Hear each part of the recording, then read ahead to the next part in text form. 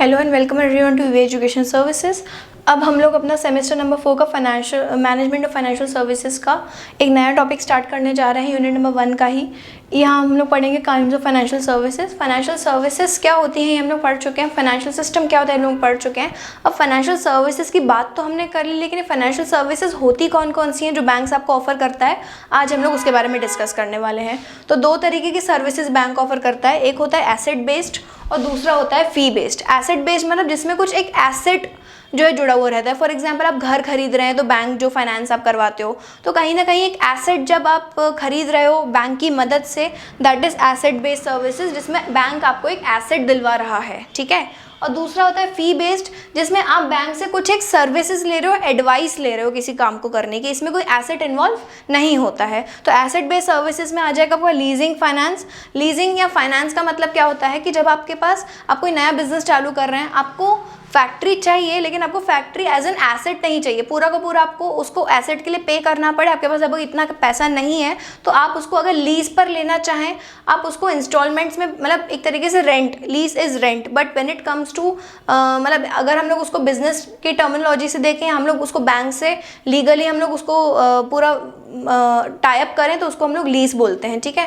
तो लीज जब आप पे करते हो, क्योंकि देखो जब बिजनेसेस ऐसे स्टेज पर होते हैं कि उनके पास अभी इतना कैपिटल नहीं होता है, या इनिशियली हम लोग इतना पैसा नहीं लगाना चाहते हैं किसी भी एसेट के फॉर्मेशन पे, तो आप किसी भी एसेट को लीज पर ले सकते हैं। तो ये लीज में जो आपको एसेट दिलवाता है, इसमें बैंक कहीं ना कहीं इन्वॉल्व होता है, ठीक है। Bank is a middle man जो आपको, और वो लीज जिसका वो है मतलब बिल्डिंग, वो लीज पर आपको दिलवाता है। तो बैंक मिडिल मैन की तरह एक्ट करता है, यहाँ पर आपको वो एसेट आपको दिलवाता है, बट नॉट एसेट का पूरा आपके पास पोजेशन नहीं आता, आपको उसके लिए रेंट पे करना पड़ता है, that is leasing.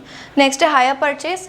Hire purchase में क्या आ जाएगा यहाँ पर कि जब आपके पास प्रोडक्ट उसी टाइम पर आ जाता है, लेकिन आप उसको पेमेंट इंस्टॉलमेंट में करते हैं। लीज हायर परचेज का मतलब क्या होता है कि आप पेमेंट इंस्टॉलमेंट में कर रहे हो, प्रोडक्ट आपके पास उसी टाइम आ जाता है, लेकिन अगर आप बाद में कुछ फॉल्ट करते हो पेमेंट करते टाइम, तो वो हायर परचेज मतलब जिसने आपको सामान बेचा है वो आपसे सामान वापस भी ले सकता है। तो this is known as hire purchase. इसमें भी एसेट बेस्ड हो गया। थर्ड है हाउसिंग फाइनेंस। हाउसिंग फाइनेंस का मतलब क्या कि अगर आपको घर खरीदना है but you don't have money, मतलब पूरा एक साथ घर खरीदने के लिए पैसे नहीं है, तो आप उसको बैंक से फाइनेंस करवा सकते हो। आप इंस्टॉलमेंट में आप एवरी मंथ बैंक को कुछ ना कुछ अमाउंट पे कर सकते हो विद इंटरेस्ट। तो this is housing finance. Next है बिल डिस्काउंटिंग। आप लोग पढ़ चुके हो कॉमर्स स्टूडेंट्स।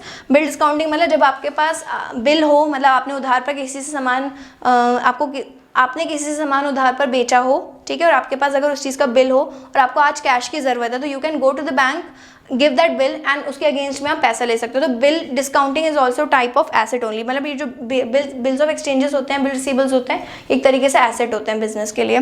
तो ये चार होते हैं आपके एसेट बेस्ड।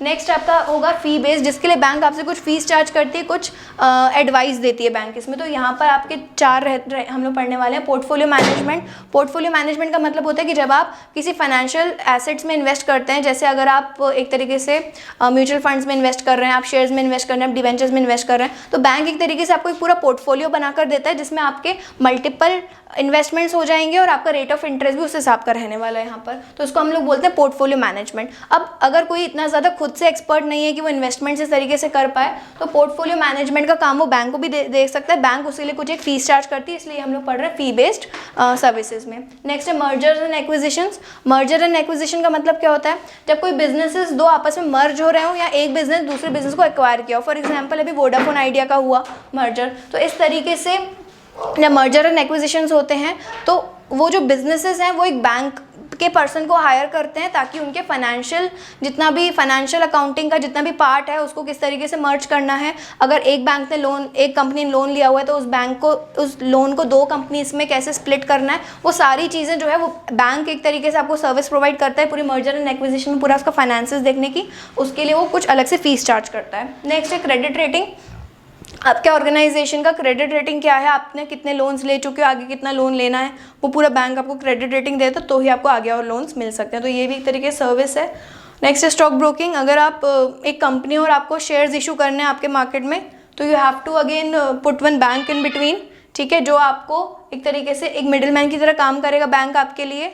और उसमें आपको जितना भी रिटर्न्स मिले, मतलब एक तरीके से देखो, अगर मुझे आज शेयर्स इशू करने मेरी कंपनी के, तो पैसे डायरेक्ट मेरे पास नहीं आते, मेरे पास एक बैंक एज अ मीडिएटर होता है जिसके पास शेयर होल्डर्स अपने पैसे देते हैं, वो बैंक मेरे पास पैसे पहुंचाता है। तो एक बैंक होना चाहिए मिडिल मैन की तरह। जब भी कोई नए शेयर्स मार्केट में आते हैं IPOs के फॉर्म में, तो वो सारी चीज़ें एक बैंक से कनेक्टेड रहती हैं। बैंक की एक सर्विस है जो वो फर्म्स को प्रोवाइड करता है, ठीक है, जिसको अपन बोलते हैं स्टॉक ब्रोकिंग सर्विसेज। तो ये पूरा हम लोगों ने क्या पढ़ा, बैंक्स की सर्विसेज के बारे में पढ़ा हम लोगों ने, एसेट बेस्ड और फी बेस्ड, ठीक है। I hope this video is clear. Thank you for watching the video.